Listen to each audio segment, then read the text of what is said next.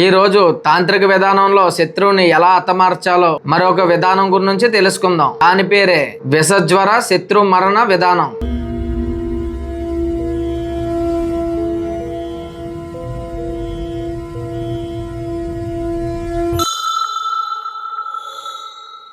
ఓం శ్రీ కాలభైరవాయ నమః.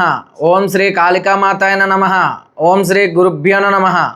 కాలభైరవ తాంత్రిక యూట్యూబ్ ఛానల్కి స్వాగతం. తాంత్రిక విధానంలో అతి దారుణమైన పద్ధతుల్లో ఒకటైన విషజ్వర మరణ ప్రయోగం మన పూర్వీకులు ఎలా చేసేవారో ఇప్పుడు ఈ వీడియోలో తెలుసుకుందాం. ముందుగా తానంతట తానుగా చనిపోయిన నల్ల తాసుపాము ఎముకని సేకరించి భద్రపరిచేవారు. తరువాత ఆ ఎముకని పట్టుకుని ఊరు చివర అడవిలోకి గాని తీసుకుని వెళ్ళి మేకు ఆకారం వచ్చేలా సూదిగా చెక్కేవారు.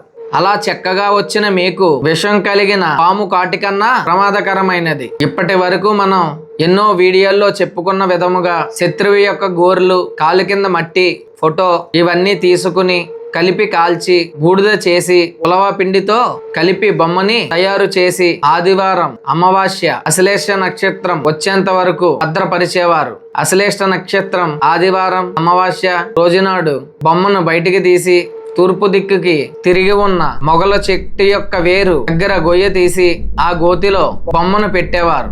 ఆ తర్వాత ఇంతకు ముందే చనిపోయిన పాము ఎముకతో తయారు చేసి భద్రపరుచుకున్న మేకుని తీసుకుని శత్రువు పేరు, ఇంటి పేరుతో సహా 21 మార్లు మంత్రించి ఆ బొమ్మ ఎడమ కాలు మీద గుచ్చి అక్కడే వదిలేసి మరుసటి రోజు ఆ బొమ్మని పట్టుకెళ్లి పారే నీటిలో కలిపేవారు.